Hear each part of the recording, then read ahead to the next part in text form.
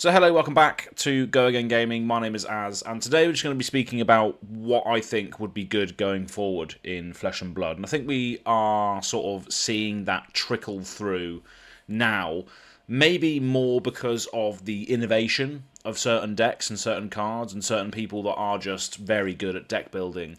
But as the card pool continues to expand, I think archetypes are going to be something that defines the game even further. So the sort of idea of this video came from the fact that Jacob from Card Advantage took a Azalea to the top 8 of a Calling, but on Sand Scour Greatbow, a list that is completely different to the standard Death Dealer build. Something that can be more akin to a control deck than like an aggro Death Dealer deck, where you just want to be getting the inherent value of drawing potentially the 0 cost buff off the top and playing it and then firing it, etc. Sandscour obviously utilises both New Horizon and a load of other sort of aim counter control shenanigans. And before we get into this, please make sure you like this video, subscribe to the channel if you're new here. And speaking about aim counter shenanigans, I do have the new stock for the Azalea Cult aim counters. So if you do want to become a patron of the channel, you do get one of those. So please make sure you go and check that out and help support the channel. That'll be fantastic. But yeah, archetypes. I was thinking about this, obviously, because of the two Azalea decks, and I was thinking, what other classes could go either one of 2 or 3 ways? And I think we've started to see a lot of cards and a lot of cool and weird and wonderful interactions that might not necessarily yet come to pass, but may do in the next set, or the second from next set, or the third from next set, or a set next year, perhaps. And the supplementary sets are a good way of sort of getting these ideas into the aether. So I'm just going to go on to the web page here and look at the card galleries from Dynasty, because I think there's going to be a few archetypes that might sort of crop up as a result of the next supplementary set. But I think going forward, if every hero has like 2 or 3 ways that you can play them, I think that's more healthy for the game, because of the fact that if you ever sit down from someone and think, oh yeah, right, they're playing Azalea, but oh wait, they revealed Sandscour Greatbow. Oh, this must be a control list then. I didn't sideboard for that. You know, those sort of situations make games even more interesting. If you can look at a character and think, right, is that going to be Dorinthia Dawnblade, or is that going to be Dorinthia Merciless Battleaxe? How do I prep for that? I think that's a very, very cool part of the game that isn't really being explored at the moment, because you know when you get into a matchup, maybe bar Dash or Katsu, you know what you're really getting into. So I think the Calling as well. The Calling is more of one of those places, because it's all CC most of the time. I think the Calling is one of those places where you can experiment with like a off-meta or different archetype style deck than like the obviously massive Pro Tour events, etc. Yeah, looking at this, excuse me. We've got a few things that I want to point out. Most of them are in. This is an interesting start place. Guardian, shields matter.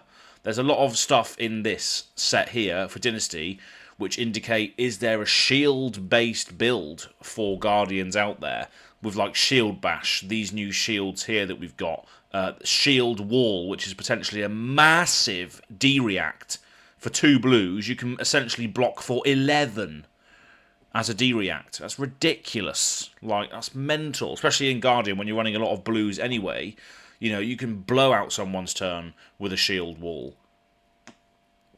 Reinforced Steel, remove a counter from a Guardian offhand you control. Again, more shield matters. So, again, if you're facing a Bravo, or probably not going to be an Oldhim going forward, because he's about to Living Legend, probably soon, I imagine, so he's still very consistent, as Michael Feng demonstrated. But if you sat down across from a Bravo, and you know, at the moment you're thinking, right, okay, Bravo's going to be chucking a lot of big crush attacks at me, quite interactive with the hand, and can cripple me if I've got a lot of action points with things like Spinal Crush. If I go wide with buffs, he's got choke slams and what have you. What am I going to do? And then suddenly they rock up with a shield build. You're like, wow, okay, Captain Bravo, here he comes. I think it just sort of gives you more sort of purchase in the game before the game.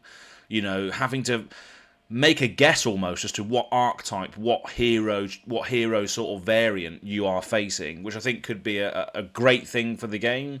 It might make things a little bit more varied and spicy, and but that's from my perspective at least, because these decks, these variants of heroes like Sandscour Azalea and Death Dealer Azalea, they both top 8'd big events this weekend, but they basically need to be as good as each other value-wise. I'm not one of those people that will basically go into every single card and do the nuances of how many points of value this will get you over each card. I'm not the one to do that. But that's what I'm saying, is that both of those deck archetypes, like the Control Sandscour and the Aggro Death Dealer, because that's essentially what they are, need to be playable each in their own right to be able to reinforce this idea of having different archetypes. Because some archetypes will just be worse than others. You could play right now. You could play a shield version of a Guardian, but it's nowhere near as good as what would be the standard Guardian stuff. So we've gone over that on Bravo Bros recently as well. Shield builds are just not really viable in CC, at least. Blitz, again, could be a completely another story. These weird and wacky decks might be able to find a place in Blitz, but probably not. We've seen the top 8 recently for the Battle Hardened, and Jesus! Alderman Icelander all over the place. No room for innovation there in Blitz, so I'll take back what I said. But, yeah, archetypes. And again, if we scroll down the list here, another archetype that popped up recently was Tigers. Tiger Katsu popping up here. It's another cool way to play, but is it as good as what was immediately then followed up with in Outsiders? It's just strange, but there must be a reason for it. Or is it just giving us more weird decks to play in casual formats and casual kitchen table stuff? Or is it just a meme? We don't know. But I think that these archetypes as well, Tiger Swipe Katsu, is another way of playing the deck. It might not be as good as all the stuff and the recent stuff that came out in Outsiders with Katsu. I'm not really a Katsu player, so I wouldn't know what he really wants to do. But yeah, again, archetypes. There's an archetype here where you could go with Tiger Katsu over normal Katsu, Warrior. Battle axes, cleave, loads of things that care about axes, but axes are just not a great way to play warrior. Bolton has axes as well, but normally he plays a sabers. So again, axes is another thing that could be expanded upon in the future. But is that better than a Dawnblade? Should Dory be using axes? Is there a build there in the future? Who uses the merciless battle axe and why? And is that going to be as good as the stuff that already exists? But I also think it's important to have that sort of thing as well. Like, oh, okay, I'm playing a Dorinthia. Oh, shit, they've got a merciless battle axe. I did not prep for that. I think it just creates more innovation in decks, especially if you do sort of flesh out all of these weird and wonderful archetypes that you can go down, like Construct Nitro Mechanoid. A dash deck that cares about assembling Exodia, for instance. Again, it's just hard to look at these things as whether they are trying to be certain decks or whether they are just giving us cards for the sake of giving us cards for cool things. And obviously here we've got Sandscar, Great Bow, etc. Obviously utilising the aim counters, not just from Azalea's ability, but from the bow effect as well, and loads of other aim counter shenanigans. That is an archetype that did actually do well recently, as I mentioned at the very start. But what do you think? What do you think with regards to archetypes? Is it a good thing to have different heroes be able to go down different paths and therefore play a sort of mental game with your opponent before the match even starts as to what build you're going to bring to the table? Or is it better to have, sitting across from a Dorinthia, that she's going to be playing Dawnblade? Is that a good thing? Or would you rather be like, oh, is it going to be Dawnblade? Or is it going to be Merciless Battle Axe? Or is it going to be hatchets? Is that a good thing? let me know in the comments below. This is just a random video, random thoughts that I had today. Yeah, Rune Blade as well, for instance. You know, all these sort of, you know, colour of the thing matters, like Skyfire lanterns and pitching different things with, you know, with non-attack and attack. Looming Doom as well, and again is another deck that is just an archetype. The Annals of Sutcliffe. You know, a Runeblade book weapon.